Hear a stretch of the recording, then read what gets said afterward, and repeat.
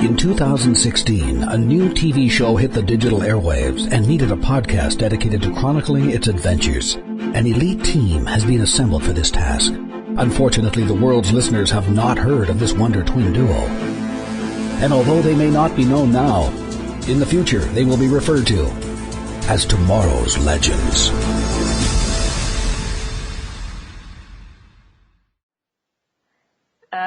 Flash? Are you there? Yeah, I'm here. Oh, is everything okay? What are you doing over there? I'm not doing anything. Apparently, our time is predetermined already. We're just puppets to the future. Well, predetermine this then. Ow! Finally got that shot in. Okay, to the podcast. Let's go. Welcome, everybody. This is Legends of Tomorrow, Season 1, Episode 15, titled Destiny. How's it going, Harley?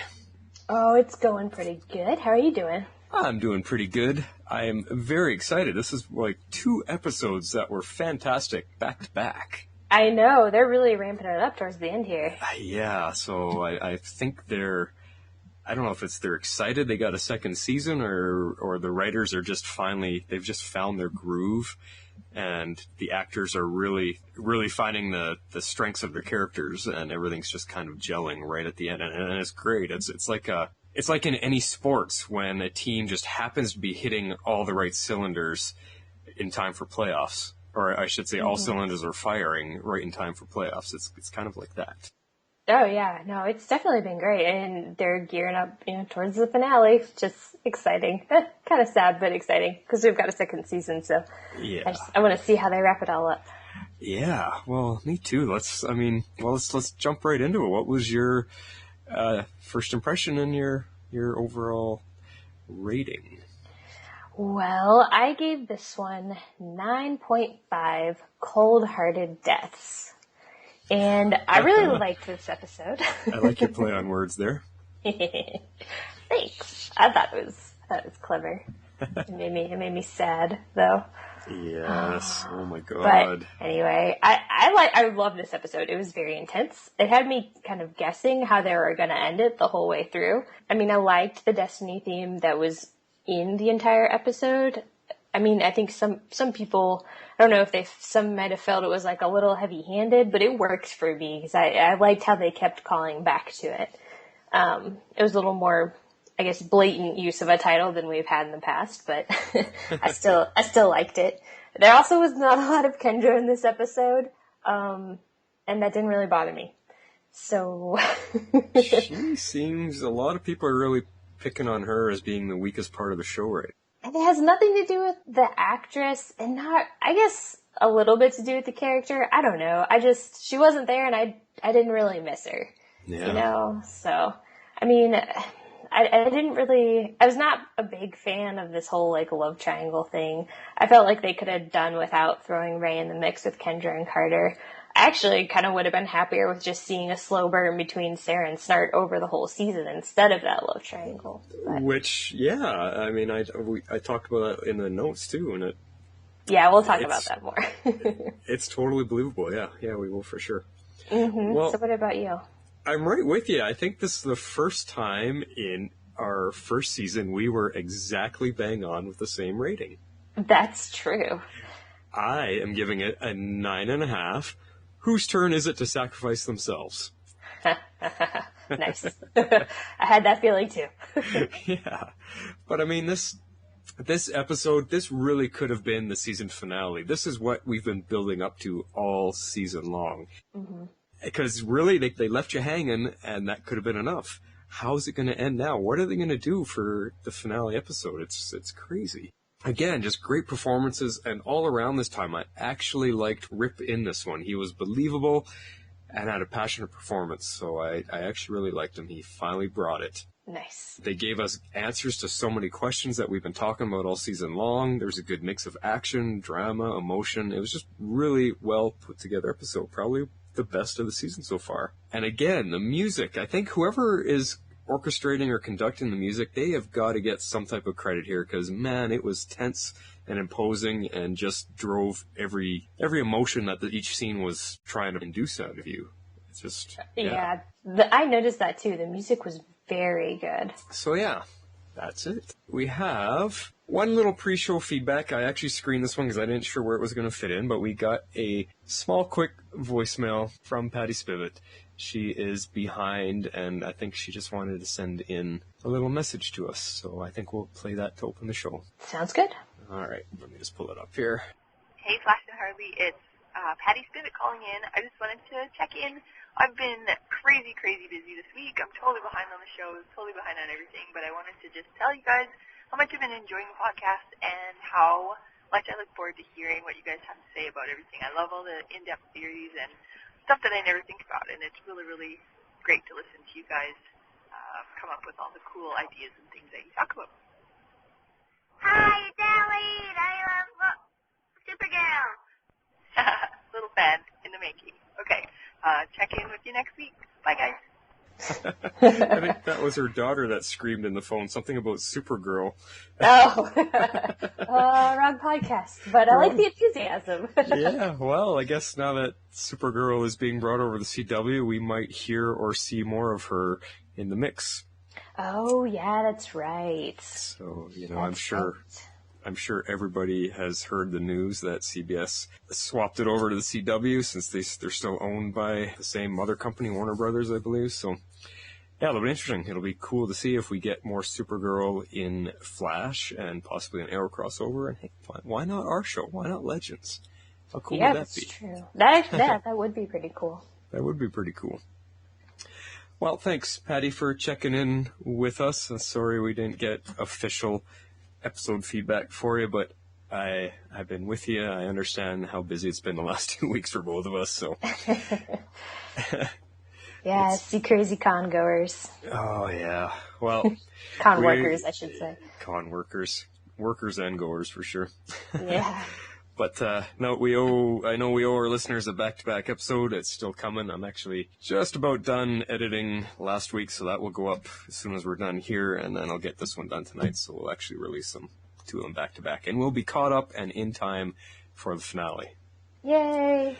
I just wanted to explain, because I think the listeners know that I do all the editing stuff. I wanted everyone to know that me and Harley record, we're usually talking for about 2 hours roughly, and I have to edit that down to our hour to hour and a half episodes that we've been basically averaging. And what that means is as I listen to the podcast, I have to continually pause it to cut things out, to shorten things up, to eliminate all the pauses and the hymns and the ahs and the, and there's times when me and Harley are discussing things off camera, so to speak, of what we want to say next or how we want to word things next. So I have to delete all that. Anyway, so if we record for 2 hours, it takes me almost 4 hours to edit because I'm listening to it word for word and finding all the things that need to be taken out. So however long we record for, you got to double the length of time it takes me to edit. And that's why sometimes it's a lot of work. It's a lot of work and it takes up time. And I have had no time these last 2 weeks. So I hope you guys all understand, and sometimes life gets in the way and I don't always have that extra 3 to 4 hours to get things together. But anyway. I'm sure everybody understands Flash. I do. I know how much work it is. Yeah. And I also know I can't do it. Well, let's get into this episode because, man, it was a good one. Yes, it was. It was so good. Oh, man, it was so good. I love, right off the beginning, I loved how it opens up with us going full circle back to where it all began in the pilot episode. Mm-hmm. And then it just filled in a few moments after to kind of give us a little bit more behind the scenes, I guess, of what happened as soon as Rip left them, which was really cool. I really liked it. And then, boom, Jax from the future shows up. I know, that was great. Well, because they started showing, like, the beginning of the pilot, basically, and I'm like, well, where are they going with this? Yeah. Like, where is that? How does that fit in? And then he showed up, and I was like, oh, well, that's cool. That was such a great tie-in. They even used the same type of music when at the end of last episode, when Stein was sending him off in the jump ship, that really emotional oh my god, this is the end of Jax type of music. They actually used that again as the title sequence was flying on a screen. I was like, oh wow, what a start. Like, that just immediately got me excited. Oh crap, we're in for a great ride this time. Yeah, no, it was cool. Like, I mean, I loved that it was a callback to the pilot, and I loved everything between, like, Jax and Dr. Stein. The only thing that kind of, like, got me a little bit was, like, having to hear Rip's speech again, because it wasn't very impactful, like, at all. Yeah, you're saying that. Like, just because we've seen so much that he wasn't truthful with them from the beginning. Mm-hmm. Yeah, because we know why he ended up recruiting them, and it wasn't what he was saying, but in a sense, it wasn't very impactful to them either, because half the team walks away. I mean, that's true. Rory and Snart were like, whatever. Jax is like, I don't want anything to do with it. And Sarah's like, I don't even know. I haven't made a choice yet. It's really only Stein and Ray that were both like, hell yeah, let's do this. Yeah, that's true. That's true. But it was good. I liked that's how they opened it.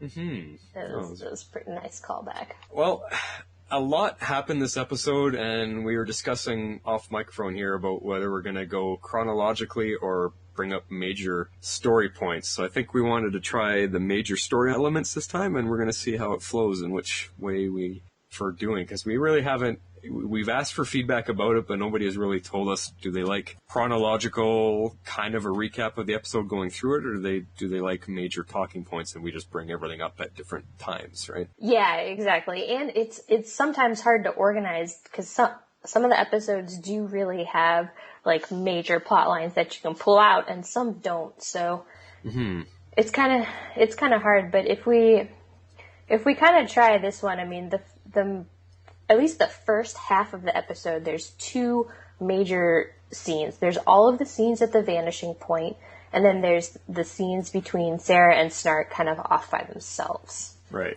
And so we're going to try and tackle some of these Vanishing Point scenes first, then we'll kind of delve into Sara and Snart, and then we'll get into the second half of the episode, which is kind of where everybody comes back together. We go to this Occulus Wellspring and try and destroy it. Well, I guess we do destroy it, and then maybe some of the, not flashback stuff. Well, it is technically a flashback with Jax, and then just, wrap up some of the key story elements we haven't talked about, like Kendra and Savage, and some things between Ray and Rory. So, you just kind of gave a nutshell. I think we're done.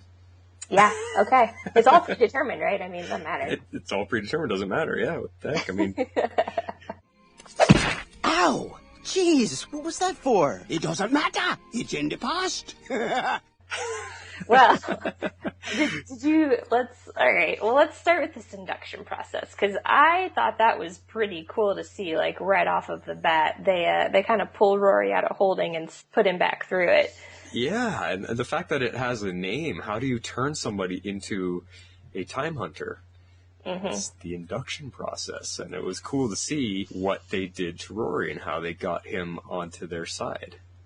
Yeah, I know. It was, it was mostly, I guess, just like, some special effects stuff, but it sure looked really cool. And painful. Yeah, that's true. I can't imagine what that feels like, having your brain essentially wiped clean and reprogrammed. I don't know how that feels. How does that feel in your thoughts and your personality? I can't imagine. It's Yeah, it can't feel good, because I guess that's kind of the whole point, is they're trying to eliminate what's left of his personality and what's left of his memory, so that he doesn't have anything to hold on to, so that he turns to this mindless drone. But he did hang on to something. He actually outwitted them by focusing on his revenge. And that kept some semblance of himself. Yeah, it did, which I guess explains a lot. Well, it explains why it didn't stick before, why he was able to pretend to be going along with their plan, but at the same time doing what he wants. And they did say he only received a partial induction before, which makes me wonder why. Why would they only partially do it? I thought that was weird too. I wonder, is it one of those things that's like, okay, well, we'll start with this much and see how it goes, because doing the full one is, I don't know, doesn't always have the desired outcome, or maybe it's too painful. Not everybody can survive it. I don't know. Or I think we're going to be pulling back to this a lot this episode. Yeah. Or did they see the future and they're like, yeah, we only he's got to lead them back to us eventually, so let's only partially do it so that he can betray us and lead his team back to us, because that's what we need to have happen. Yeah. Well, that's true. How at this point now, how many things can we question that is already set in the timeline? It's already predetermined. I am questioning everything at this point. Unless it happens at the Vanishing Point, which apparently means that they don't control stuff there. Right. But yeah. I mean, when this scene first happened, and you seen him program, and he says, "I'm Kronos," and he puts on the gear and the helmet. I mean, that at that moment, it was a freaky twist, because it's like, holy crap! Have we just lost Rory? Is he now fully Kronos and going to be this badass Boba Fett like time hunter? Because I was just feeling a whole Boba Fett vibe from him. That was very cool. Yeah, no, definitely. Yeah, I kind of thought he was gone. For sure. Yeah, like how much did he hold on to, or did he hold on to any of himself to be able to beat it again? Mm-hmm. And that was just that was a cool moment at that timing of the episode for sure. Yeah, it was. Like right after they kind of first take Rory away, we had this little scene with Kendra that actually. She wasn't in this episode a lot, but I actually really liked this scene. I thought that the fighting was very cool until she got shot in the back, which was kind of unfortunate. But yeah, when she just she tried to make an escape. They were about to drag her off, and then her wings come out, and she lays down a beating for a couple of good shots. But yeah, a laser blast to the back that looked pretty painful. It knocked her right out. Yeah, that can't feel good. I mean, we do finally get filled in on why they're the Time Masters, or is it, I guess, really the Time Council. It's not all Time Masters, I guess. I don't know, about why they're backing Savage. Well, yeah, this is, what's the guy's name? Druce. Druce, yeah. Druce is basically revealing everything to Rory. And I know there's some complaints on their Facebook page about that, but I didn't mind it so much because he does say, I have to show you something, and he's basically explaining everything to him, and it's good because it gives us a lot of answers. I know people were complaining that, here's the bad guy giving a monologue again, and, going to give us the opportunity to good guys to do something. But I actually didn't mind because it was giving us answers that I have been waiting to find out. Yeah, no, I thought it was good. I mean, we learned why they backed Savage, and that's something, especially after last week, we've all been asking. It's like, why in the world would they be working with him if he destroys the world? And then we learned that in 2175, not even 10 years later, apparently the Earth gets attacked by Thanagarians. And that without... well, you'll have to fill us in on that a little bit more in a few minutes here. Okay. But I guess without Savage uniting everyone under one rule, then the world gets destroyed. So I don't know. I thought that was interesting. I kind of took Rip's view on that. I'm like, if you really think that, I feel like you're a little bit deluded. Well, what a crazy twist that is. The whole season, we've been thinking Savage is this maniacal villain bent on ruling the world as far as we could tell, and it turns out that he is the world's last and only hope under his unification to fight the war to defend the Earth. I was like, what? I know, yeah. That's exactly the reaction that I had. I was like, well, I guess that's an interesting twist, but surely, I mean, I was totally with Rip. He's like, there's gotta be another way. I'm like, there is no other way. But then again, I mean, if Savage united the entire world under his one rule, then that kind of gives the Earth a better global defense chance, does it not? If everybody's together under one rule, then... No, I definitely agree with that. If you only, if you don't have all of these countries trying to come to a consensus and figure something out, it certainly makes it easier if there's only one person in power, but... I mean, Savage, he's not exactly a nice guy. I mean, he's a tyrant. He's not, no, that's true. Like a benevolent... I don't know, not that anybody in power is probably that benevolent, but I mean, I just don't feel like he has the world's best interests really at heart. But well, and this is leading into what we've been questioning about him. Last week's couch session question was, what is his end game? And we're still kind of waiting to find that out at this point. Yeah, well, I think his priorities definitely change at the end of the episode. Right. That's for sure. Yeah. So, I mean, Rip finding out all of the timeline events that they are basically letting Rip know about right now. Rip sticks his hand in to the Oculus, and we see a whole bunch of clips of history up to this point. Yeah, there was a lot in there. So, I mean, this Oculus viewing chamber, Oculus time stream thing, I mean, it's their view of their past, present, and future. And that's how the Time Council has been shaping the timeline, and that's how they've been helping Savage. And so there's so much in there. I tried for a little while to kind of go like freeze frame it and go like shot for shot, but there's a lot. Yeah, and I think it's just mostly clips from the entire season so far, isn't it? It is. There's a few, I mean, some of them are really, they're fuzzy and they're hard to see, but it's mostly stuff from this season so far. And then there's a couple other things that looked like it was more like major historical events. Right. Like some footage of, like some airplanes from World War II and just kind of different stuff like that. Right. And so. Yeah, and it went by pretty fast. Yes, it did. It went by really fast. But there was a lot, I mean, there was a lot packed in there. Mm-hmm. I mean, at the end of this, they're basically telling Rip that everything that has happened has been predetermined. Free will and choices are just an illusion. The only time you have free will is at the vanishing point. So I just, that hurts.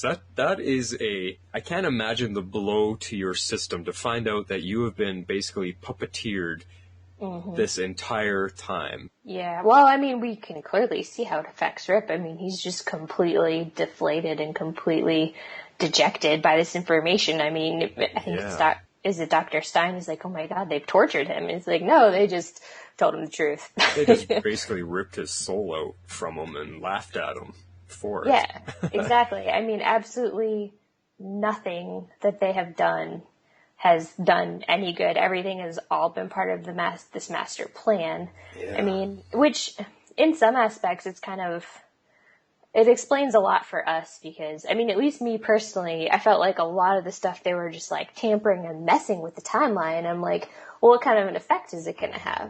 Mm-hmm. And so now we get to this episode and we see, oh, well, that was all in the plans all along. All along, yeah. Yeah. So it didn't really matter what they did because it was already, they were following a script, as they said.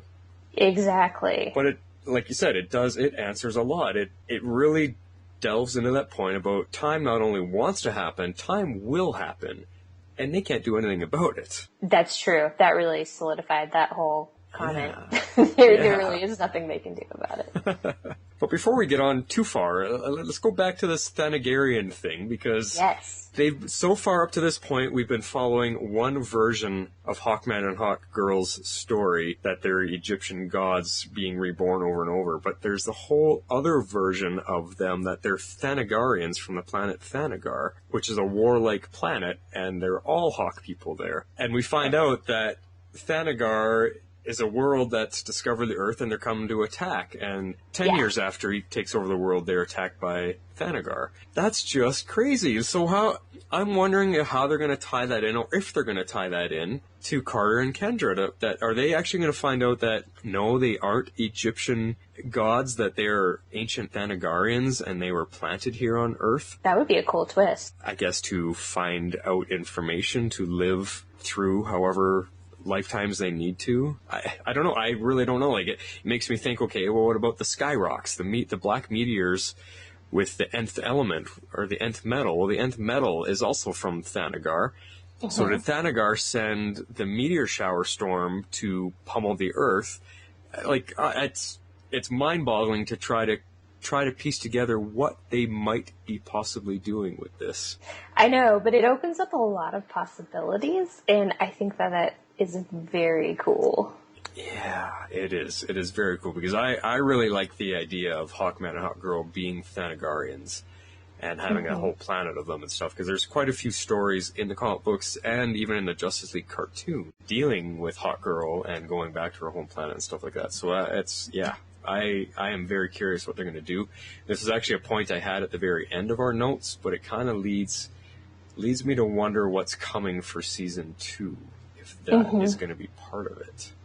Yeah, it's going to be a very interesting finale episode, I think, because there's a lot of different ways they can kind of go with some of this. And I mean, I don't know, it was at least just a couple episodes ago where I was definitely saying, I was like, hey, I'm kind of done with the whole Savage storyline, and they can wrap that up, and then that would end the storyline with Carter and Kendra, and we can kind of be done with that. But then this little throwaway line, it kind of opens up some more interesting possibilities. But as we see by the end, we've also kind of opened up time or changed time. So I wonder if this is still going to happen. See, it's kind of funny what you just said, because you said we're hoping for for them to finally beat Savage and end it. And that closes the Savage storyline. Everybody's tired of Kendra and wanting the Hawk people storyline to end. Those are the two things that we see coming, and yet what has just happened reopens both those doors, because if we start dealing with Thanagar and the Hawk people, that means Carter and Kendra are not over, and this could explode into a wide open story with them and their homeworld. Plus, what is going to happen with Savage? He not only wants to rule the world, he plans to change time now, because now there is no consequences. His new plan is to go back in time and start messing around with history. And that answers our question about his endgame. So does that now also reopen the door that season 2 is going to be about chasing Savage all through time as he tries to screw everything up? I have no idea at this point. I don't know. Like I said, it's going to be a really interesting finale. What are they going to do with it? Yeah, it's crazy. Yeah. Crazy. I'm pretty excited because there's so many different directions they could go, and I'm happy to see what happens. I want to know. All right, well, let's reel it back to where we were at with the Time Masters, the Time Council, laying everything out on the table for Rip so he understands, and then they tell him that they were counting on his anger and his defiance to get revenge on Savage for murdering his family. I know. This was so sad. So it's just like, poor Rip. It's like everybody's out to get him, and no one wants his family to survive, and they send Savage back in time to kill his family. So at this point, I was disregarding everything we just said about how it's going to end. At this point in the episode, I was like, so Savage is nothing more than a pawn? He's just following the Time Master's orders? That's kind of what it sounded like it at that point. It kind of took away his menace a little bit, that he's just bowing to a higher power. At that point, I was like, wait a sec. He's just a hitman, essentially. Yeah. I don't know, it was kind of strange, but I felt bad for poor Rip. The guy, just nobody wants him to be happy or succeed or anything. I know, and it still keeps playing on that entire point that, was it last episode or the episode before where they introduced the universe basically not wanting his family to survive? And in a way that was true, because the Time Masters are pulling the strings the whole time, and in their version of the timeline, his family has to die. There's no way. It's been predetermined. There's no way they can live. But now that we've changed a few things, I don't know, maybe there is a little bit of hope. I don't know. I just feel so bad. I know. It's like, no matter what you do, your family dies. And that's really all we have to cling on to now. If the chance of things being changed is that they destroyed the Oculus, so now can he go back in time and actually stop Savage from killing his family? Yeah. Because at this point, it's a no. It's predetermined. Everything will happen, and there's nothing they can do. Yeah. So you had some thoughts about Ray, though, at this point.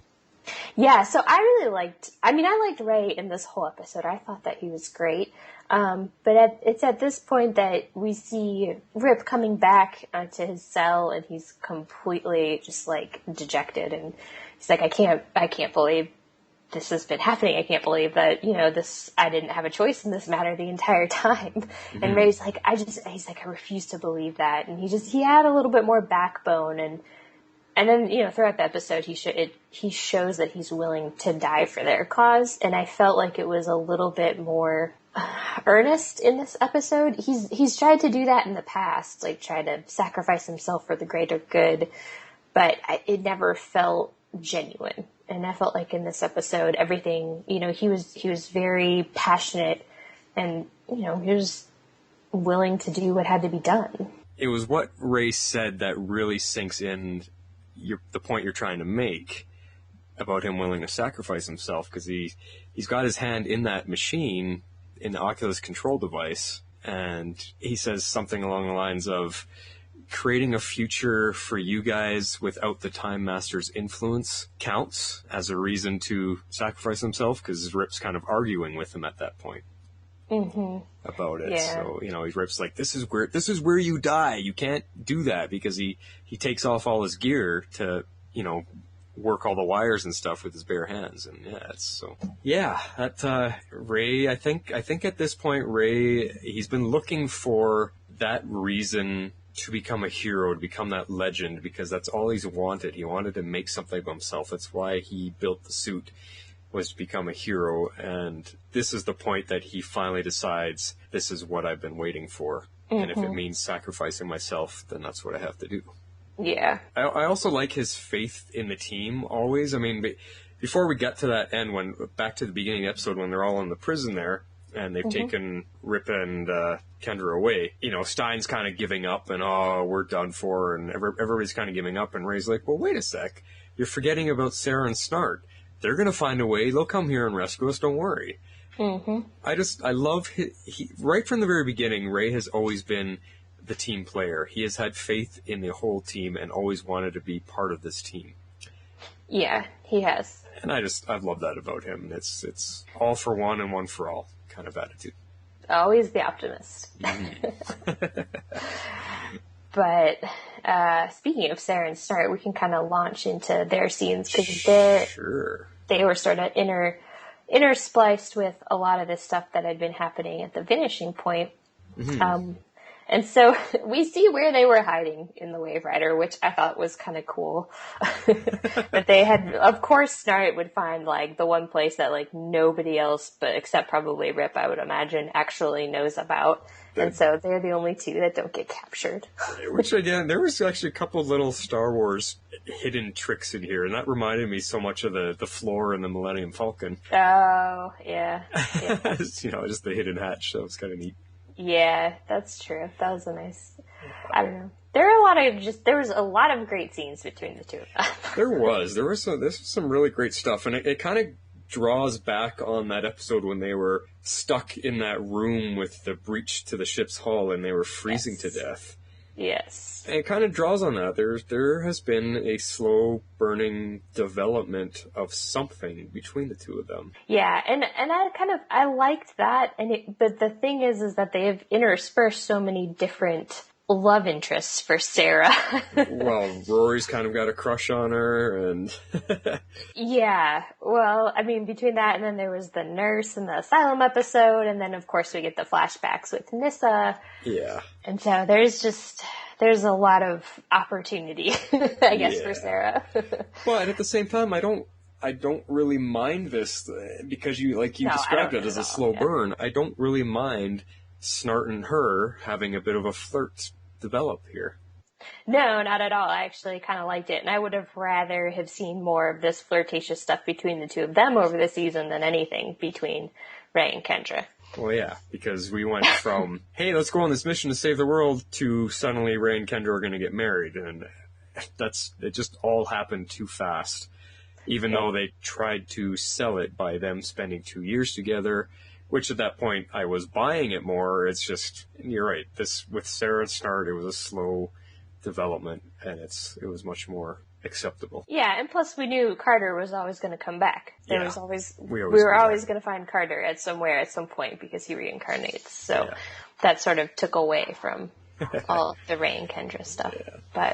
But I love this scene though, because Sara and Snart they're kind of at odds with each other. at this point. He wants to go and she wants to save the team. And what they get interrupted by a phone call I know. on a futuristic spaceship at the end of time. This old-fashioned phone rings, and I'm like, what? Wait. And it was hilarious because it's Gideon saying that she hid herself, she uploaded herself into the latency cord. Yeah. Yep. Oh my god, that was awesome. She hid herself too. Everybody hid. It was awesome. It was just so cool to see. She almost, even though she's a computer voice, she almost had kind of a bit of a snicker to her voice there. Well, and it was just such a funny way to break up such a tense scene because, you know, Sarah's like, I'm not going anywhere. And Snart's like, oh, we're going now. And he pulls his gun on her and we're all like, okay, come on, dude. We know you're not going to do this. No. And she stands her ground, man. They stare each other down and then all of a sudden the phone rings. Yeah. Yeah. It was pretty funny. It was pretty funny. Yeah. It was a nice way to break up the tension. It was. So that was pretty cool. It actually really made me like Gideon. That kind of brought Gideon to life, essentially. Yeah. Yeah. Oh, no. It definitely did. She had a bit of sense of humor and she had a bit of personality there. That was kind of neat. Yep. And apparently she also has a plan. She already has a plan. Yeah. So we get, and this was kind of it was just kind of like a cool little setup scene where you just see them kind of walking around the hangar, like putting all these things on the time ships. And you're like, what are they doing? Yeah, again, it looked very Star Wars-like. The huge hangar with all the ships. It reminded me of, I expected to see X-Wing fighters in there and, or TIE fighters in there or something. It looked very cool. Did you notice every time ship was a different color? Oh yeah, they were all the same, but they were all slightly different, which was kind of cool. Well, I noticed there was a yellow one, an orange one, a purple one. Oh, I didn't see the purple one. I noticed a yellow one for sure. No, there's a purple one in there with like blue tiger stripes on it. They had some very different looking time ships. It was very cool. Oh, less generic than our Waverider. Yeah. I guess they decided to get creative so that they could tell them apart. But man, it was pretty funny though, like Gideon's plan. Oh yeah. No, it was hysterical.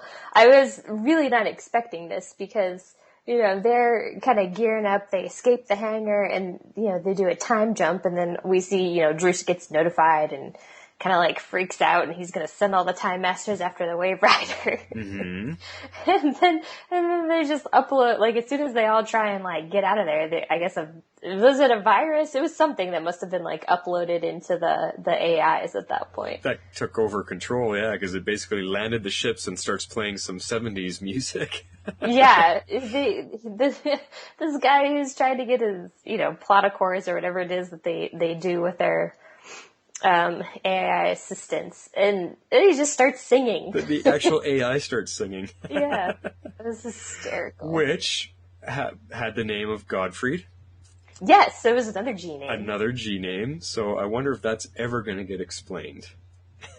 Probably not, but it's pretty funny that they all have names that start with G. Yeah, we were talking about that way back in the beginning.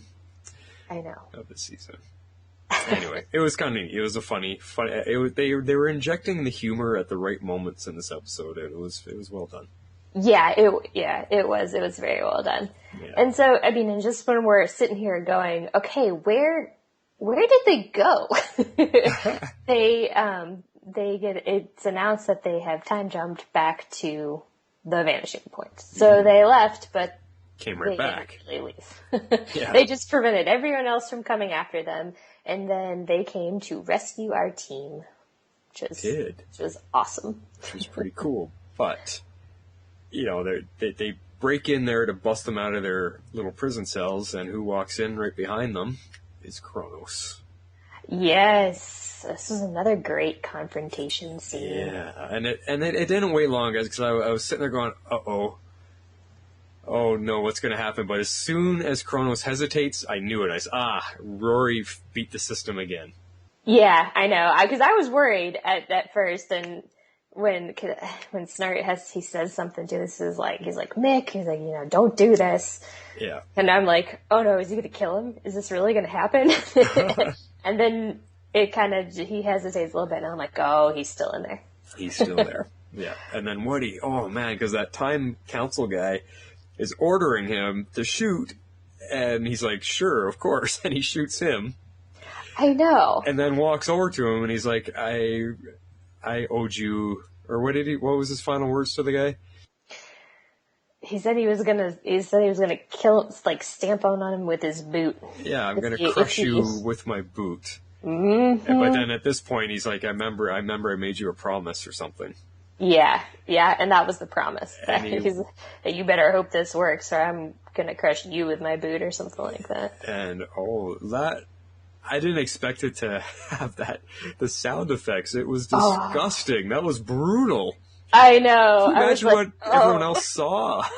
I know, that had to be messy. Oh, he actually crushed his skull. I know. Ugh. God, that was... But hey, Rory's back, and he's here to save the team. That's awesome. I know. So now our team is officially back together, minus Jax. Minus Jax. And how cute was it that Gideon expressed her missing Rip? That was pretty funny. She's like, welcome back. Yes. And now that our reunion is complete, let's get on with it, kind of thing. I know. It was a pretty cute moment, though. Because Rip was like, oh, I missed you too. Let's... I also found it really amusing that, like, Sara she was piloting the ship, obviously, when they rescued them, but I just like that she kind of just naturally, like, filled that role, because she kind of is a better captain than Rip, you know? Kind of, sense, yeah. Yeah, so I was just really amused that she continued to pilot the ship, and she's like, oh, sorry. He's like, no.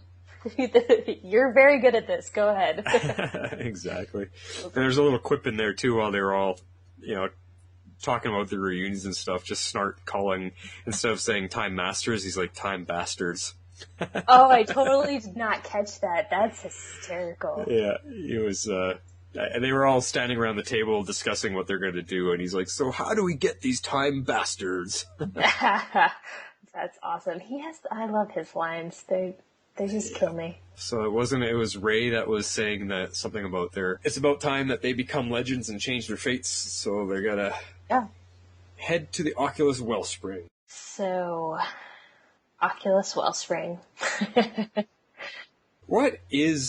Before we even get into it, what is the Wellspring exactly? I watched it twice, and I'm still trying to find, did they really fully explain what it actually is? Is it a point at the end of time that's just like bursting out time energy of some kind, and you can just when they say Wellspring, I'm imagining, in my mind, I'm picturing like a black hole type of thing, but it's like a time hole, and it's just bursting out all this time that you can view upon.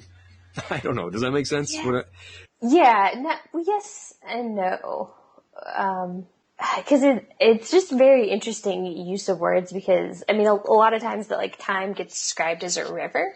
So I think that what they're trying to really stick with that theme by using, I guess, water. So we have, like, a wellspring. So I guess, a wellspring would be, a point of origin for water. So I guess this would be a point of origin for time. So that kind of plays into the whole, like, black hole thing.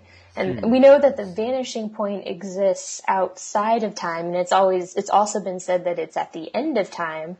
So this would kind of tie back everything all together, with it being, maybe this wellspring at the bottom of it is like the singularity or whatever at the, the absolute end of time.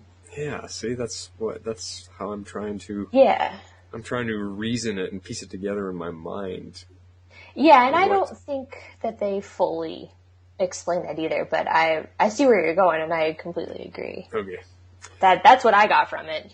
All right. So to try to create a visual for it, when you say a spring like water, that's like a hole in the ground where the water is coming from, and it gives you a source of water. So this is like a hole in space where time is kind of flowing from. Yeah, so I guess a hole in space-time, or the beginning point of the timeline, if we're considering. So I think... Or is it the opposite? Is it more, instead of a spring, even though they're calling it a wellspring, is it a drain to tie into the black hole idea? All of time along the timeline is flowing towards this point and being sucked in to the wellspring, into the end point. It's the end of time. It's the vanishing point. Yeah, I like that, actually. That's a good way to put it. Okay, cool. I'm on board with that. All right. So that's our rough idea of what it is. So yeah. Now, my next question was which is kind of a nitpicky one. You see them fly into the wellspring, and again, it looks like a space station built, floating on this region of space. Mm-hmm. And they land, and all of a sudden they're in like an outdoor environment, and there's trees, and the vanishing point is really special. Apparently, as soon as you cross into its border, you magically are not in the vacuum of space anymore. Unless they missed showing us, because from the faraway view of the vanishing point, you could see all these different domed areas. Maybe they flew into a hatch underneath one of these domes, and now we're in an enclosed environment. Maybe that's how they answer that. Or maybe we warp into one. Yeah. So, like, from the blowout view, we just see it looks kind of like a space station-y thingy, which is pretty cool. Mm-hmm. But then when we time jump, we're inside of it, maybe. Yeah. That's the best I've got. Anyway, all right. Well, there you go. I know. I'm with you there. I thought it was kind of strange too. All right. So, you got something here about an anomalistic event? Yeah. So I have a little bit of a theory here. Okay. So they said that by blowing up the Oculus, they said that it'll create an anomalistic event. Okay. So what does that mean? That could literally mean anything. Yeah. But so if they're creating an anomaly within time by blowing this thing up, so to me, that would mean maybe Snart is not really dead. After, they go through all this thing of, no, I'll do it. No, I'll do it. No, I'll do it. Yeah, because you have to think like this Occulus Wellspring, maybe it's not the only one. Oh, maybe. I don't know. Maybe they blow. They made it seem like it was the only one, but that doesn't mean anything.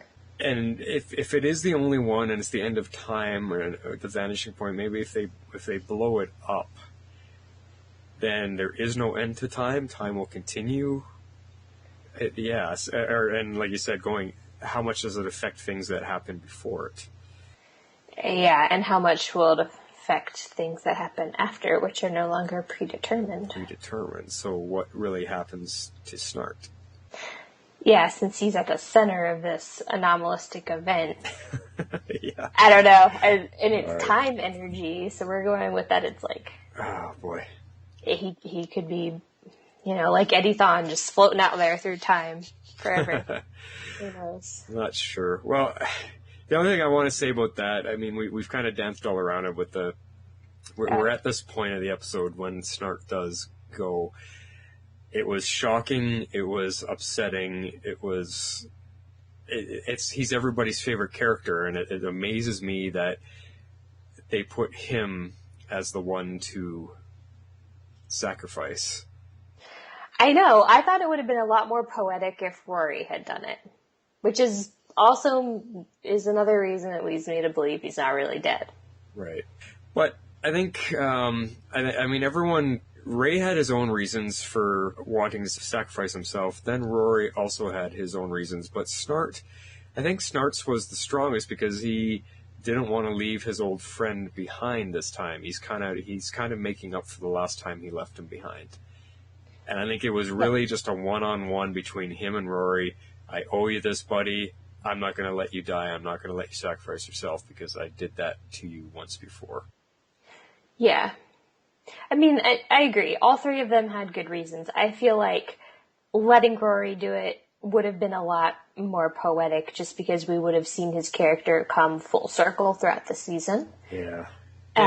To go from being opposed to being on the team to sacrificing himself for the team. Mm-hmm. But then I also like that Snart takes Rory's place because of all the reasons you just said. So I'm back and forth on it, but I also want to come up with a theory that means that Snart can't be dead. Well, it also allows us to, because Snart had to deal with the emotions and the repercussions of leaving Rory behind, and now it's kind of reversed. Rory now has to deal with the loss of Snart. So it'll be interesting to see what he does, and we kind of get a hint of it. I mean, he's like, when he was talking with Ray, he's like, I still feel like I need to kill someone to make up for Snart's death, and he settles on Savage. He's like, ooh, Savage will do. Yeah, he's like, he'll do nicely. Yeah. It's like, all right. Before we totally say farewell to Snart, I just have to say that was probably the best final words ever, and I don't know if we're going to do a serious quote of the week this time or not, but his final words, "There are no strings on me," is probably the best final words I've ever heard in any TV show, any movie. That was very good. I like that. He refuses to be a puppet. I absolutely love that. He does. Well, especially because as soon as they land at the Wellspring, they got this whole speech from the Time Council, and he's like, oh, great, you're right on time. It's like, this was the plan all along, and then, obviously we see that because we see what's supposed to happen to Ray when he's playing around trying to make the Oculus thingy blow up. But it was just, that was a very good line to kind of cap that all off, to be like, there's no more strings now. I'm doing this. There's no strings on me. It was great. And as you said, you just made me think of something when Ray first sticks his arm in, and he's the first one willing to sacrifice himself. We go through a whole turmoil of emotions because we think, oh no, not Ray, and then Rory steps in to take his place, and we're like, oh no, not Rory, and then it's Snart, and we're like, no, not Snart. Holy cow, did that just twist us up inside. Oh, I know. Well, because soon as they get in there and Ray takes off that thing, I was like, no, you need to stop. Yeah, you could totally see what was coming from Rip's vision. Yeah, and then Rory took his place, and I was like, oh, well, that's fitting. And then Snart, and I was like, what? No, what are you doing? You're not allowed to do that. But to bring it back to Rory, a point I wanted to bring up earlier, and this is actually the perfect time to bring it up, is Ray's in there sacrificing himself, and Rip is saying, no, this is how you die, you can't. And Ray's like, it doesn't matter, it's predetermined, I have no choice. And it's Rory that actually, you see his eyes open wide, and it's him that comes to the full realization. He's like, hey, we are not following any predetermined path. We can choose our own destiny, and he's the one that steps in and completely changes the outcome of everything. It was all Rory, which brings me to my point I wanted to say, is that it was so great to see him not be reverted back to just a dumb thug. He still is retaining his experience, his training as a Time Hunter, and how much smarter he became because of that. Yeah, I think despite how much he says says he's better for not thinking or for being like mindless, he's not really. He's not quite as, I don't know, sharp as some of the others, but he's still thinking for himself and putting things together and relying on his training. Yeah, in his own way, yeah. I mean, he even makes a joke with Ray that he doesn't like to think. Like when they're sitting there eating, he's like, I don't think. Yeah, that's why I don't think, or something like that. Yeah, whatever. So, but it doesn't mean he's a dumb guy. He's actually pretty smart because he, as I said, he pieced that together and changed the outcome of everything. Yeah. So that was really, really cool. That was. So we see Snart step in, and everyone's getting out of there, and Sara doesn't like that idea, and she has a little bit of an argument with him, but she realizes that it has to be done, so she steps in to give him a kiss. Yeah, I did. I like that. I don't think a lot of people did, but I did. There was some complaints on her Facebook page. Like a couple people were like, "Oh, that looks so phony," or "Why was it so awkward? Couldn't she have kissed him in any other way?" And I watched it twice, and I looked. I said, "No, it was actually perfect. The handle was in on the side of the machine it was in. You had to reach in with your left hand." so that you could hold the gun with your right hand and shoot off to the side of the machine. So his positioning was exactly how it had to be. And the point that she was standing at, she had to reach in to kiss him from that side, because if she went around to the other side, she would have been wide open to be shot at. So that all makes sense. And the fact, so she basically grabs his arm that's holding on to the device in the machine. It was kind of like a bonding moment. She was sharing with him for a second that, I know what you have to do. You have to hold the switch down with this, with this arm. Let me hold that with you just for a moment. And at the same time, I'm going to kiss you because that was something you wanted. This is how I'm going to say farewell to you. Yeah. My friend, my teammate, I can't believe you're sacrificing yourself for us. So, here's a smooch goodbye. I liked it. It worked for me. For me, it was a lot. And all of which was maybe 8 or 9 seconds of screen time. I think a lot got conveyed in that moment. Yeah. Yeah, that's true. Which I just tried to lay out for everybody. Which is another reason I don't want him to be dead. Yeah. But then we come to a nitpick, which I do agree from everybody. There's a lot of people also going, how the heck does she carry Mick off? Oh, yeah, I forgot about that. Yeah. I don't think that would have worked either. He's a big dude. I don't think she could have thrown him over his shoulder. I think she would have had to drag him off like you're carrying off a dead body. Yeah. Maybe Firestorm came and picked him up. Yeah, exactly. Maybe she started to drag him and then someone else helped him. It was just like, whatever. Get him back to the ship. Let's assume that people came to help her. Yeah. And they did. Yeah, that's kind of a hand-wavy. They both got out of there and they survived, so we're going to have to just go with that. It's one of those moments that, okay, yeah, we all noticed it, but I'm not going to let it ruin the tension and the drama and the emotion of what was really happening in that whole sequence. Yeah. I refuse to let, we're going to call back to Kevin here, I've refused to let little moments like that ruin what's really happening in this extremely good episode. Oh, I know. Well, it's just... You're so into it at that point. That was kind of the last thing I was thinking of. Exactly. Once people pointed it out, I was like, oh yeah, that probably wouldn't have worked. But in the moment, I was like, I don't care. They got out of there. Whatever. Exactly. So that's just a reminder to our listeners. Let's not let little things like that ruin what is a really, really good sequence. And it is a comic book show at the end of the day. It is.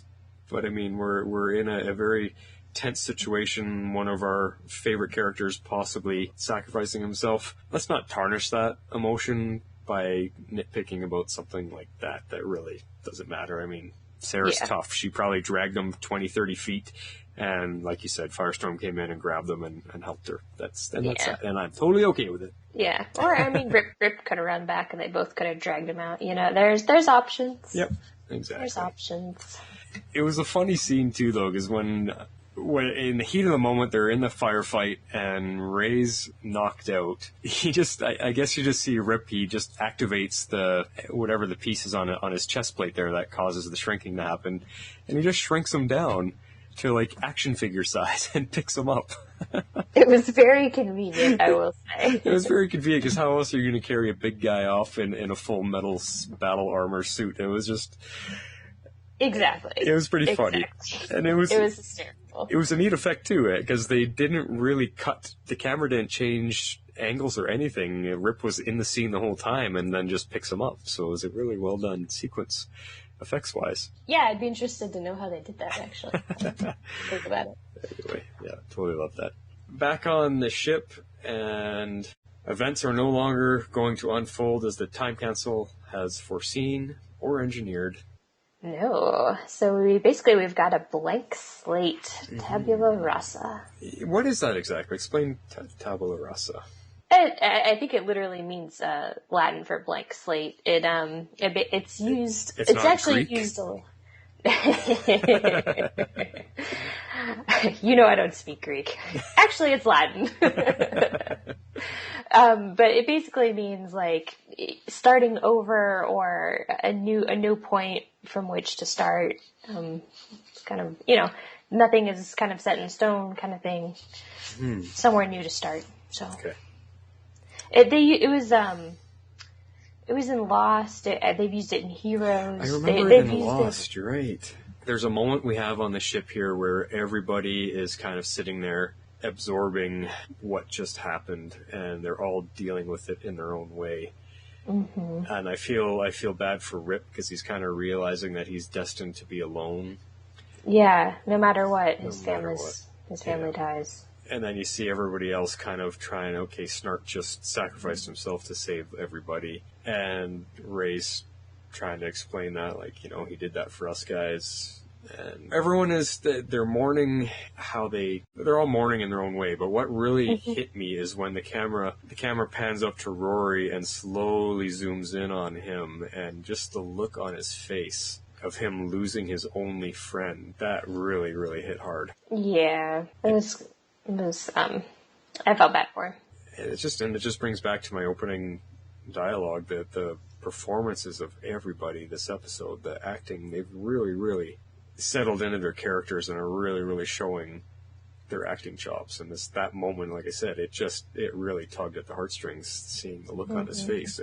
And then that's saying something, coming from a guy that is supposed to be this tough as nails, you know, dirty, rotten scoundrel type of character, and yet you see so much emotion in his face for losing his friend.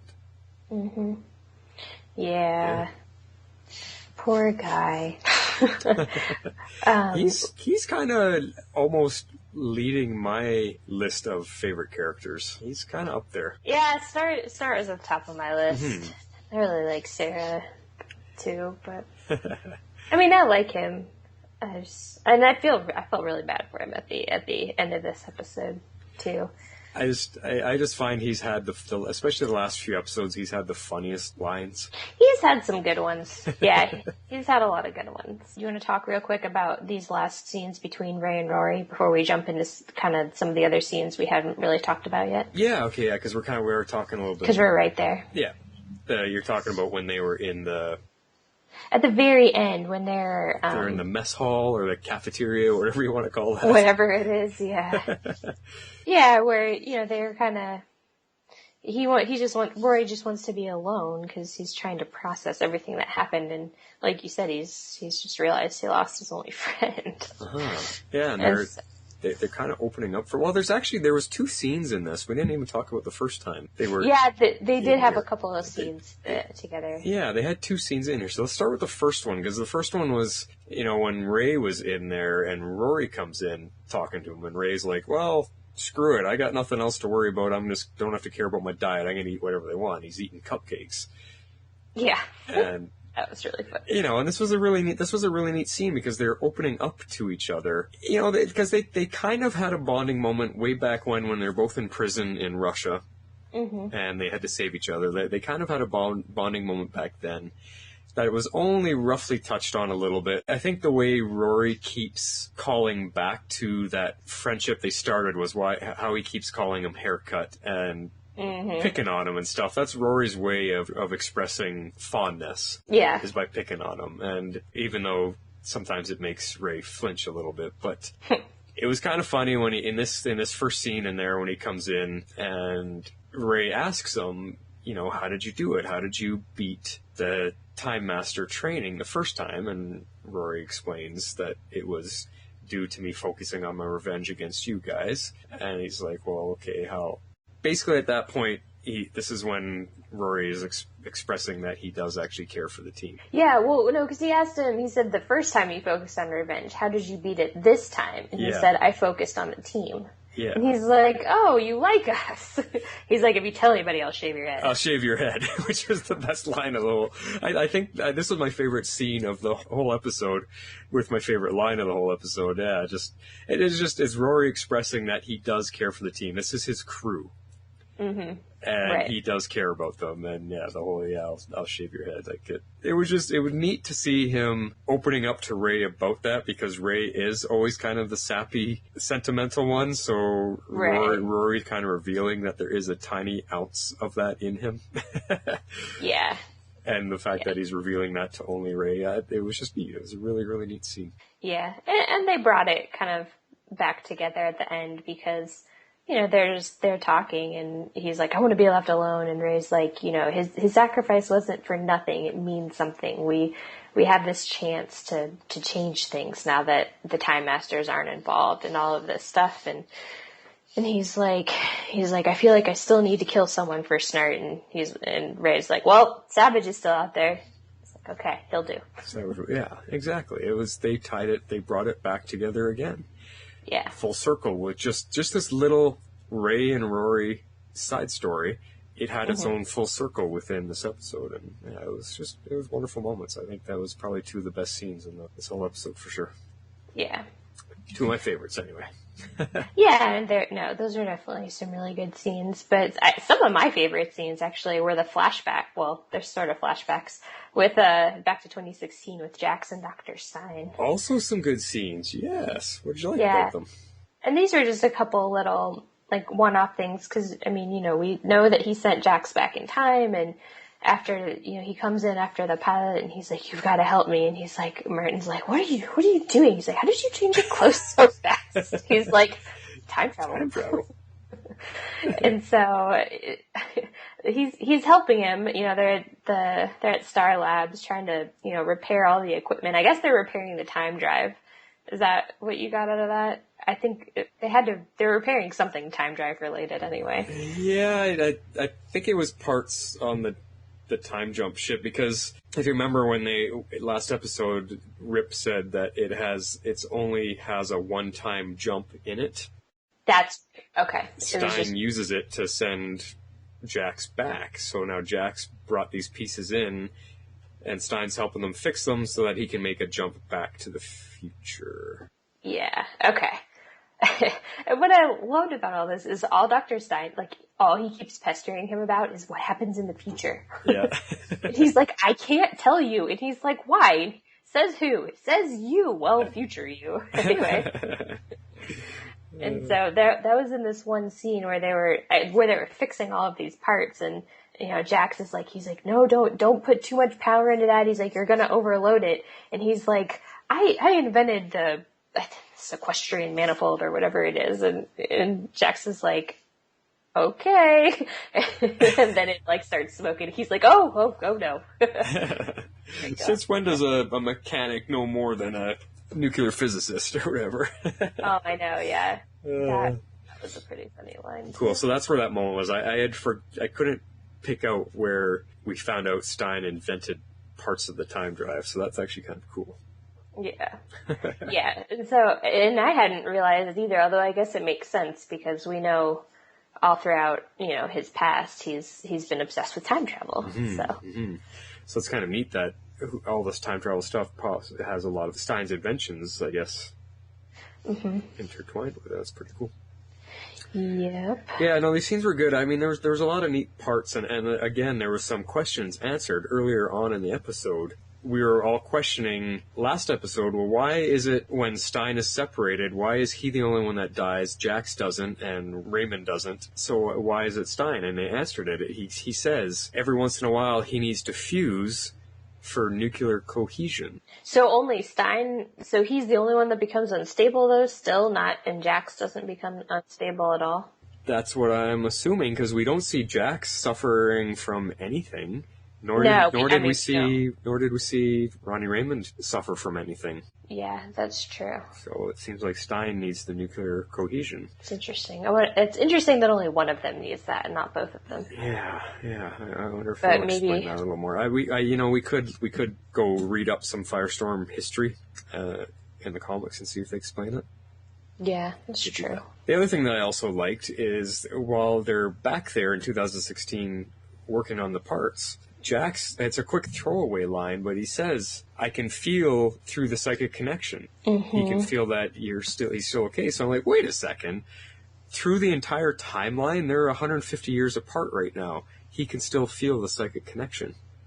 Yeah, I thought that was really interesting. I was like, okay. Which, he doesn't feel it with the Stein that's right in front of him from 2016. He feels it with the Stein that is from the same point in the timeline as him. That's a little confusing.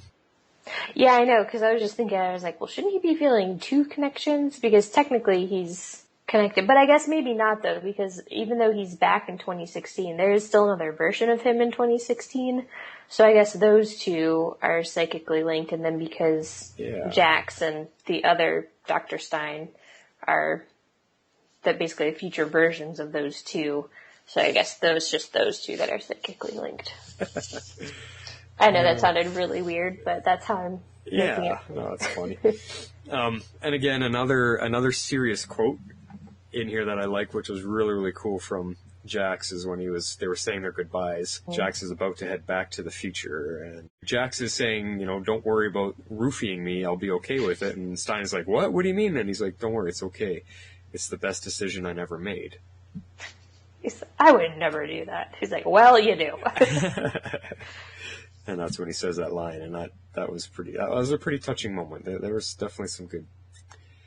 Yeah, there's a lot of good stuff between the two of them. Yeah, exactly.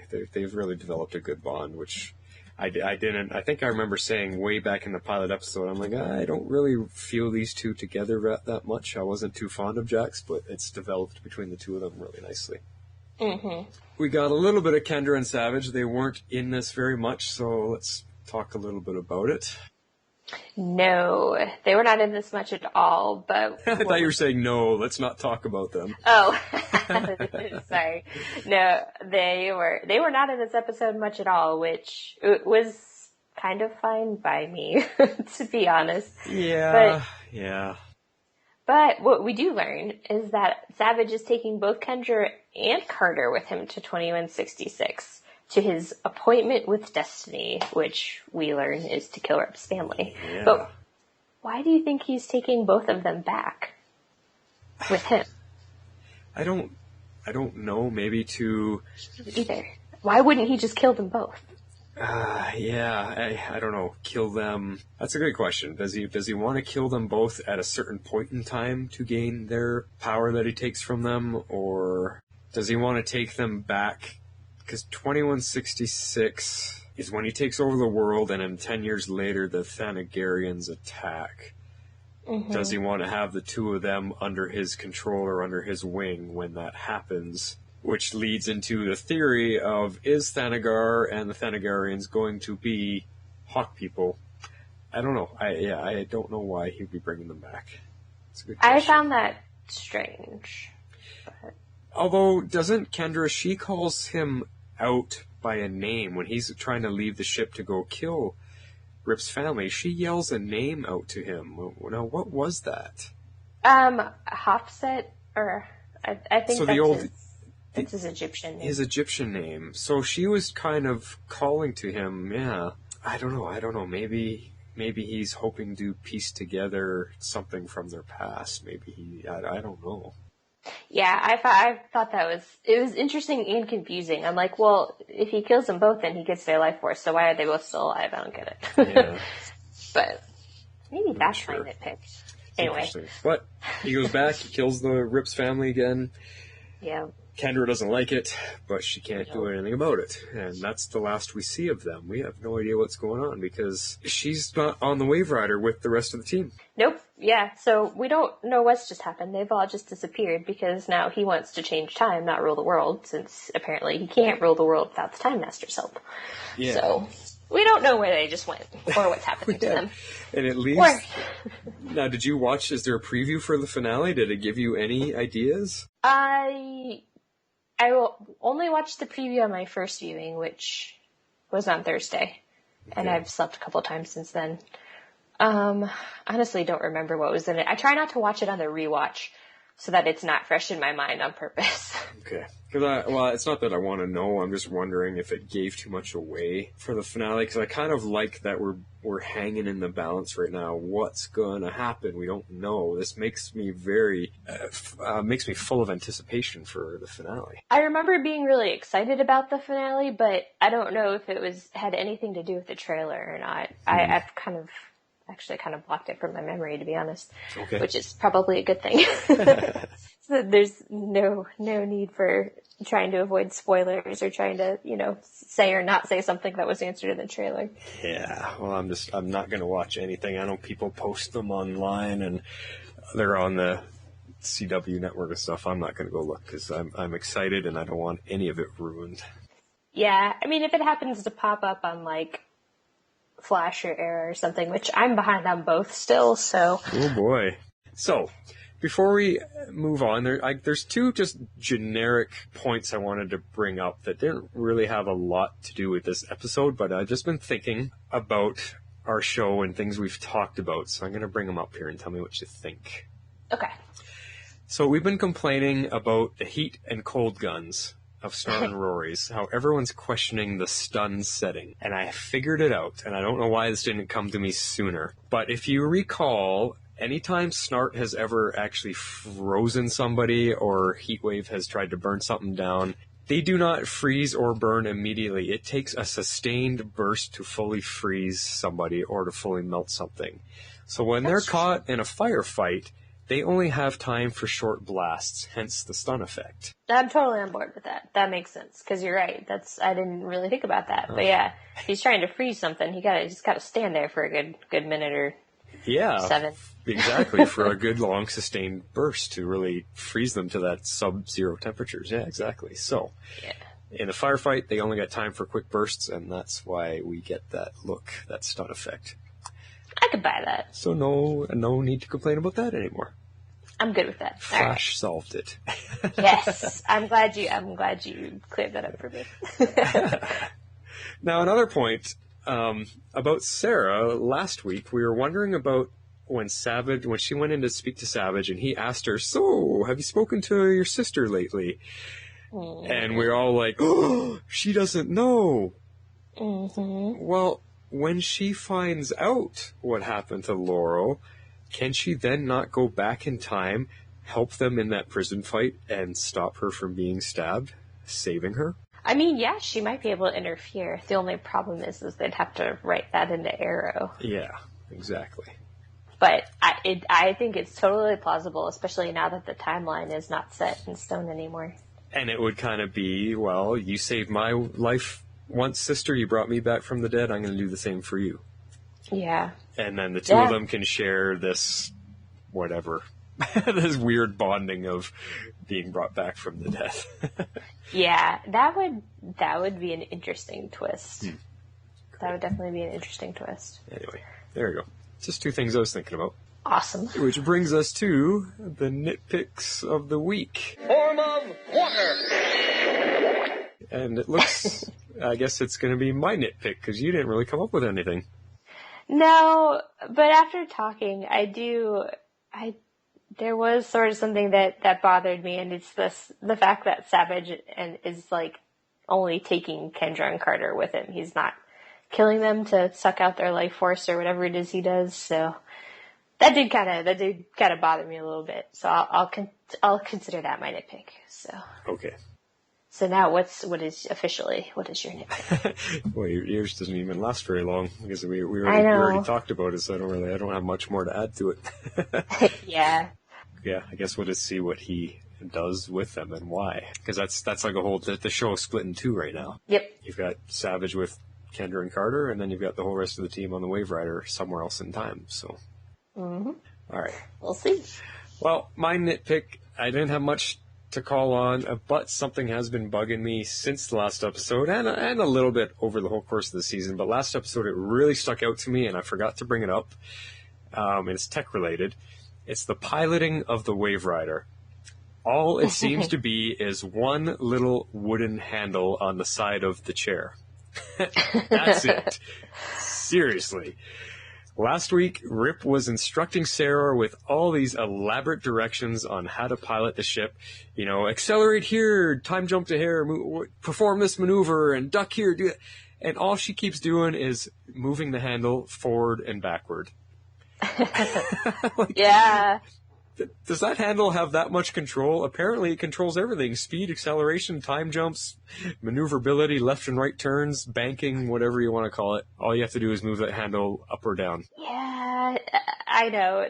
Now that you point that out, it is a little bit strange, especially since it's just like it looks just like a acceleration, like how, like, you know, in an airplane where you push it forward and the plane moves forward, but that's not how you actually, like, maneuver the plane. That's how you accelerate the plane. Yeah, so it's... I don't know. The only thing I can think of is maybe Gideon's doing all the other stuff, but it sure sounded like Rip was telling Sara to do it. Yeah. And she doesn't have a lot of control over there with just that forward, backward motion thing. No, so I found it kind of silly. I mean, even in this episode, he was yelling at her when things are all intense, and he's yelling at her, and you just see her pull down on the lever, and then she slams it forward, and it's just okay. Yeah. All right. Do I wave my hand at that and just be like, sure? Because there is, if you look closely, there's like a digital pad on the arm of the chair, and I have not seen anyone ever punch anything into that or do anything with it. I think Rip might in like the pilot episode, but they don't do much with it after. That's true. Well, yeah, definitely not in these scenes when he's instructing her on how to control the ship. She never once touches it. Yeah, I know. It's all in that magic handle. It is. The only other little thing I kind of nitpicked about this episode specifically was right in the end there when they're caught in the tractor beam.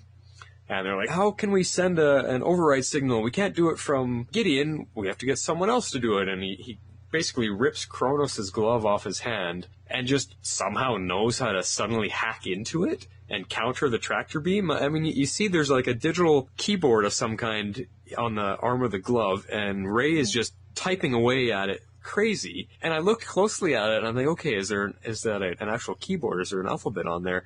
And it just looks like a whole bunch of little arrows. See, I had assumed, because I didn't look any closer, that it was just letters and numbers. But even if it was, how does Ray know how to hack into Kronos' glove enough to, I don't know. Tech is tech. I have no idea. I got nothing. I got nothing. There you go. Those are my tech nitpicks. Yeah, I'd say those are valid. Hand wavy comic book. Yeah. Blah blah blah. Blah blah blah. I had to come up with something. It's a section of our show. I had to come up with something, and that's what it is. Yeah, well, you did better than I did. I was having trouble. So. Hey, but that's a testament to how good this episode was, that you couldn't come up with something, and I had to really look for something. That's true. Well, guess what time it is? Quote of the week. What's your favorite? Yay! Shape out an eagle! All right, Harley. So, for our quotes, did we have a winner from last week? Well, technically from 2 weeks ago. I guess it's... yes, but it's our last week's episode. Correct, yes. So it is from Leviathan, Mm-hmm. was the name of the episode. And the winner was Nicknames. Nicknames. In order to capture him, I require the services of... Killer, Klepto, and Pyro. Bingo. Thought that one was going to win. Yeah, that was a good one. All right, what do we have this week? I think you and me have decided we really liked the double quote of the week, even though we have not gotten any feedback about it yet, because last week's episode has not been released for all of you to find out, but you will find out that we did 2 sections, humorous quotes and serious quotes, and we really enjoyed it, and this episode was chock full of too many of them of both, so we're also doing that again. Yep, we are, because it was just too difficult to choose. There's so many good lines. Oh, so many. All right, well, let's start off with the humorous ones. What do we got this week? What's number 1? Number 1 is untimely demise. A future where I'm dead, apparently. And why would they want you dead? Have you ever listened to what comes out of his mouth? And number 2? Haircut. That one just cracks me up without even playing it. I know, me too. If I can survive not being turned into Kronos, you can survive anything they throw at you. Thanks. Keep it in mind. Well, you better. Because if you tell the team I actually care, I'll shave your head. And number 3? Canary block. I hope people understand what it is we're getting at with that one. That's pretty funny. I hope so too. It's pretty good. Started to wonder what the future might hold for me. And you. And me and you. You want to steal a kiss from me, Leonard? You better be one hell of a thief. And our 4th one out of the humorous lot. Time disposal. Clearly your conditioning was not as thorough as it should have been. For a time master, you sure waste a lot of it. All right, now we've got also 4 serious quotes for you guys to choose from. All right, what's our first quote? Number 1 is a fine line. All your claims about doing what's best for the timeline, about protecting history. It all comes down to cold-blooded murder. The difference between murder and execution is only a matter of authority. I have it. You don't. And number 2? Number 2 is roofied. Roofie thing?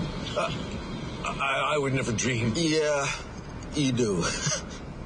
But it's okay. It's actually the best decision I never made. That's a good one. And the 3rd quote. Third one is, I am no Pinocchio. That's a good name. That is a good one, actually. Shut it down! There are no strings on me.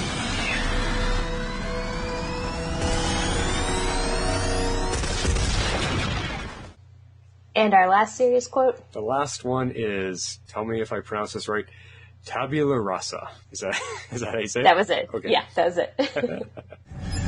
This is how you die. It's okay. All my life I wanted to make a difference. Creating a future for you guys without the Time Master's influence. That counts. All right, so there you go, guys. You've got 4 serious quotes, 4 humorous quotes, and let us know if you like that idea. Yeah, so there will be 2 different poll posts, so just keep a lookout for that. I'll name them, one as the serious one and one as the funny one. And that brings us to feedback. Feedback. Oh, yay. Twin powers, activate! All right, well, we got 2 emails this week and a tweet. Oh, a little skimpy on the feedback this week, guys. Yeah, but I'm wondering if that's because we're delayed. Everybody's waiting for us. Oh, maybe. So I didn't think about that. We'll call back on that. But I'm going to say right now at the very beginning, there is 1 episode to go, the big finale. And once you guys catch up on our podcast, you're going to realize that we want a lot of feedback. And I mean a lot. We want to dedicate an entire episode just to answering feedback, and what better way to do it than the finale episode? So load us up next week. Yes. Yeah, we would love to have tons and tons of feedback for the finale, because I'm sure there's going to be a lot to talk about. Yeah, and really, I mean, that gives us a chance and a reason to do 2 episodes, because once we're done, we're kind of done until end of September. Well, actually, Legends, if it's going to be on the same time schedule with the same short season, we might not be back until December. That's true. We'll have to look up and maybe come on, and if there's some big news about anything, we could come back and talk about it for just a quick little bonus episode. Yeah, exactly. All right. Hopefully. So feedback for this week, we got a 2-part email from Kelly, the Master Wordsmith. All right. Email number 1 says, I laughed, I cried, fist pumped, and now I sit here in a state of denial. Rory had the best replies throughout the episode. Yes, Sara and Snart have a moment, but it can't be just a moment. Snart can't be dead. I just won't believe it. This is all about time travel, so there has to be a way to save him. My mind is all over the place. I can't put my thoughts into a cohesive sentence, so this is it, possibly for now. See you in the funny pages, Kelly, a.k.a. Master Wordsmith. Oh, Kelly, we so feel you. I can, listening to your words and reading them on the screen here, I can totally sense and feel where your mind and heart is at right now. It was, the loss of Snart is huge, and whether it actually is or isn't, we have yet to see. And boy, oh boy, this episode left you just wondering what's going to happen. I know. I don't want him to be dead either. But she does have a follow-up email, so she had more thoughts. Okay. I wonder how much time later this one took. Actually, judging by looking at my email reception time, it was 3 hours and 15 minutes later. All right, so she had some time to let it sink in. Yeah. So after that, this is what she had to say. So many questions, so many holes in the stories have finally been answered. Gideon, how did she know where did she get her info from? That was answered. Savage is always being a step ahead, the team never getting the upper hand. Answered. Why Rip has been such a poor captain. Sorry, Rip. Answered. But, though the team has been puppets for the Time Masters, they couldn't have manipulated how the individuals became a team. That is very true. Yeah, that's a good point, yeah. So, not answered. Where did Snart go? into the time stream. Yes, I'm grabbing at straws, but we got a Sara Snart moment that I want more. Yes, me too. Do we have a new shipper right there? Yeah. What would you call that? Sara Snart. Yeah. Or something with Sara and Leonard. Sara and Leonard. Lara? I don't know. Leos. Snance. I got nothing. I'm bad at this game. Come up with something for us there, Kelly, since you're the master wordsmith. Yeah, seriously. Come up with a better shipper name than me. So, to finish out her email, she says, Snart tapping with his ring. Did it seem familiar? The man in the iron mask, perhaps. That would tie in with the Flash. My God. Oh my God. If you got an answer to that, keep in mind that I don't know what it is. Huh. No, you remember the guy in the iron mask is always tapping on the glass, the military code. He is, yeah. But, and I know what the running theory is, but did that get answered in no. this class? Oh, no, it didn't. It's not answered yet. The thing is does Snart know the military code and all that? That's the only thing that would, but wow, what a crazy, cool idea. It was a very interesting tie together, them both tapping. She said it might be a stretch, but I'm not ready to let Wentworth Miller go yet. Yeah, I'm not either. I don't think anybody is. No. I know. I hope it's really not the end for him. I'll be really sad. So going back to the beginning of her second email here, she says so many stories and holes have been answered. Gideon knowing where she gets her info from. What part is she referring to there? Oh, I thought, wasn't that about the timeline? Because Gideon can't. Now that the Oculus has been destroyed, there's no more timeline information, so Gideon can't search for anything. She can't look through the timeline or anything like that. So I think that's what she was referring to. Right. Okay. Because that's what I took it to mean, and that's because I took the same thing out of that. Because at the very end, when Rip he's so upset, and he's like, Gideon, check the timeline, and she's like, I'm sorry, I can't do that. There's no more information because we destroyed the Oculus, and then he tells her to look at like news reports or something. Right. Okay. So there we go. Cool. Yep.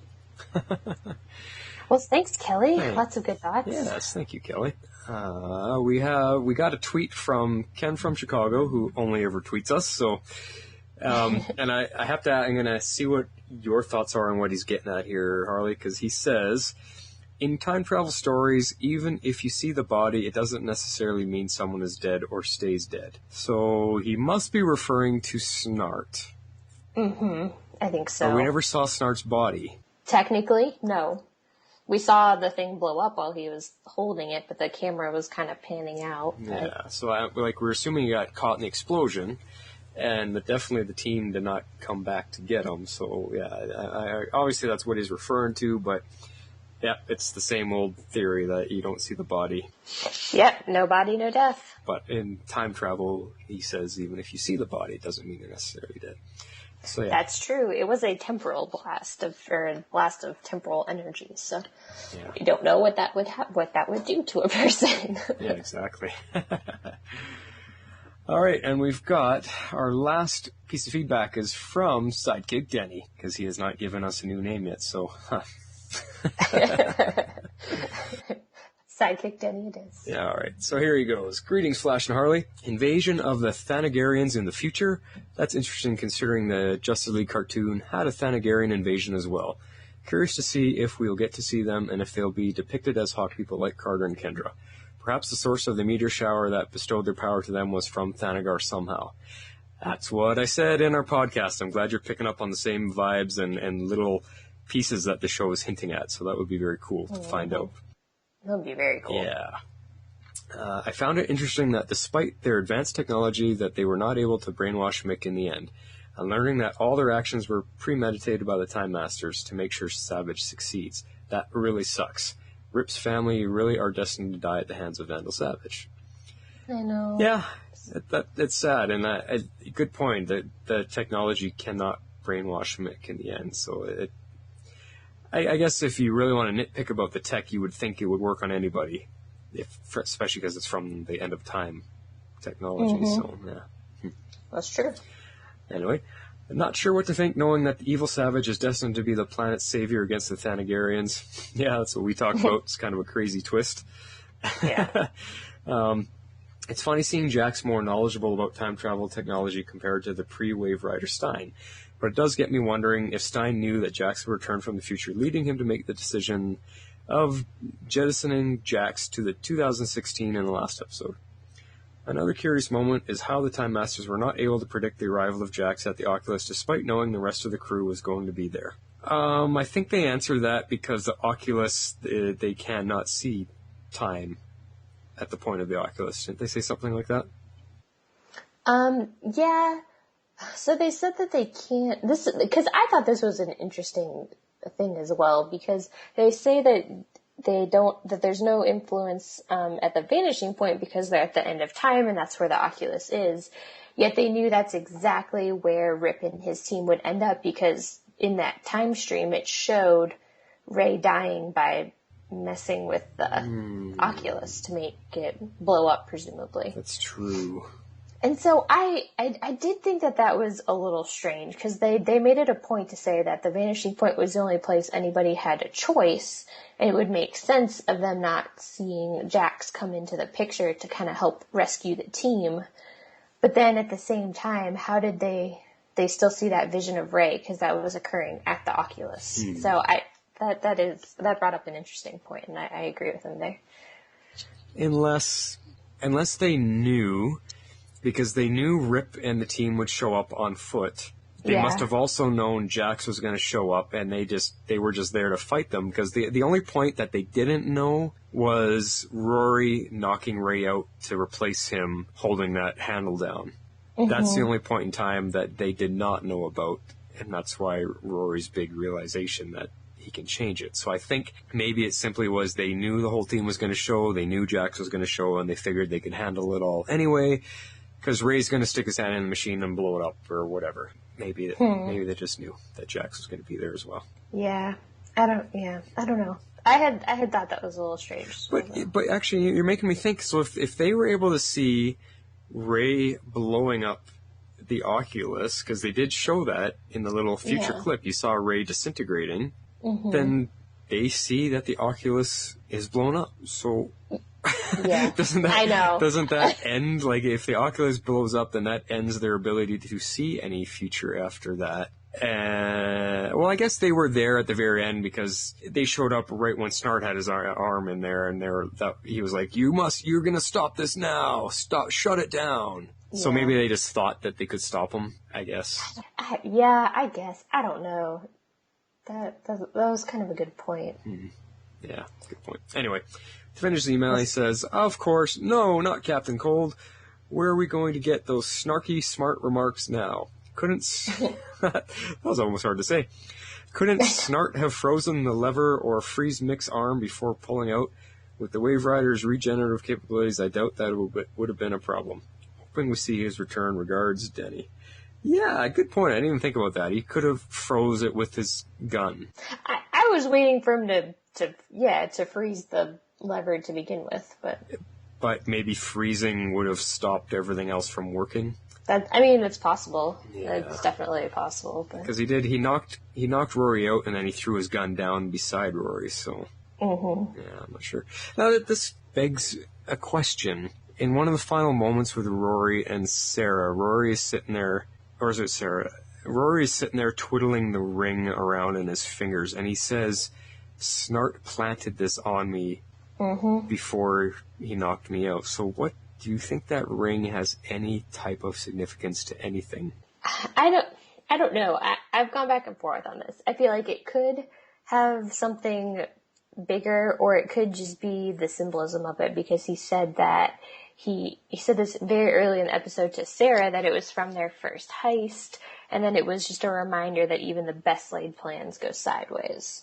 Okay, and what could that mean, that even their best laid plans go sideways? Well, I guess they planned to go in with Ray shutting down the machine, but it didn't happen. It was Snart that shuts it down.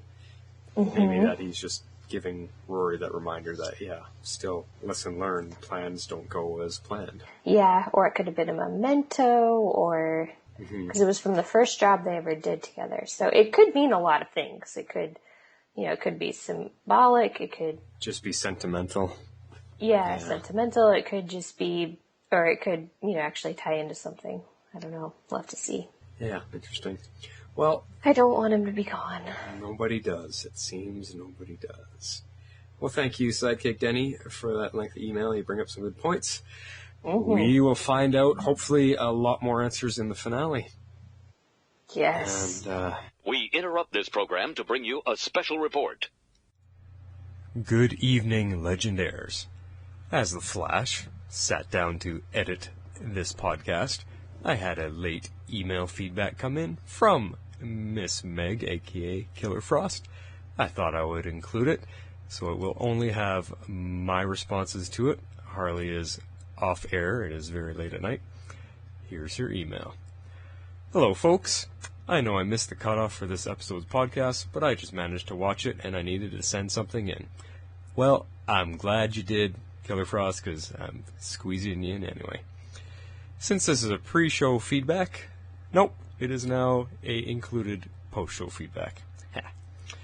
I won't go into great detail. I love this episode. I would give it 9 out of 10 destroyed time thingamajigs. I'm in denial over Snart's death. I think you are not alone there. I hate the word destiny and the belief that none of the characters had any free will. I am ready for the Savage Kendra Carter storyline to be over. I know how Carter was in the deep freeze the entire episode, so they didn't have to pay the actor. Captain Cold better not be dead. That's all I'll say about that. Rory was awesome. He has shown the most growth by far. This was a very solid episode and really makes me look forward to the season finale. While I am looking forward to wrapping up some of the storylines, love triangles, I really don't want the season to end. Let's hope the finale outshines the penultimate episode, which was quite strong in my humble opinion. Until next time, Meg, aka Killer Frost. P.S. Leonard had better not really be dead. He's not dead yet, just mostly dead. I don't think any of us are going to disagree with you on any of your points, Killer Frost. So thanks for getting that in, and I hope you appreciate that I squeezed it in for you. You just timed it perfectly as I was sitting down to edit. It popped in my email. So there you go. We now return you to your regularly scheduled podcast, already in progress. Yeah, I have nothing else, Harley. You got anything? No, I think we've pretty well covered it. Yeah, it definitely the best episode of the season, and let's hope they give it to us one more time for the finale and have us just chomping at the bit for season 2. Yeah, I'm pretty excited for the finale. Well, I think that's it for us, guys. Harley, I'm going to go get some ice for this bump on my head you delivered in the beginning here. Well, maybe it's making you a little bit forgetful, because we should probably tell people how to get in contact with us. Oh. Why don't you do that? All right, if you would like to join in the discussion, you can submit feedback via email to cybercastfan@gmail.com. We ask that you submit all feedback by 8 p.m. Eastern on Fridays following the show. Or on special days when we're late. Or if for some reason we're late, we'll let you know when we're going to record it. You can have the time to send in more feedback. You can also join the Facebook group at facebook.com/group/tomorrowslegends. You can follow us on Twitter @Cybercast. And all of these details and more can be found on our website at tomorrowslegends.libsyn.com. Oh, what happened there? Is that actually correct? Yeah, I don't know what happened there. It looks like something got deleted. I don't know. I wonder if that. I think that's the right website. Uh-oh. All of these details and more can be found on our website, tomorrowslegends.libsyn.com, and you can also subscribe in iTunes, download our episodes, and leave comments about each of the shows. And while you're out there in iTunes, be sure to rate us and leave a review. We need more reviews, guys, please. Yeah, get out there, get us some reviews for the end of the season here. Yeah, totally. All right, Harley. Well, as I said, yeah, I gotta go. Go take care of that headache. Go take care of this headache. All right, I promise next time I won't smack you around as much. Oh, I'm gonna keep my eyes a little more open next time. I've got my eye on you, Harley. Yeah. Well, I've got this big hammer. I gotta use it every once in a while. That's the last time I trust you fully. All right, everybody. Talk to you very soon for a finale. Flash is out. And this is Harley Quinn. I'm out.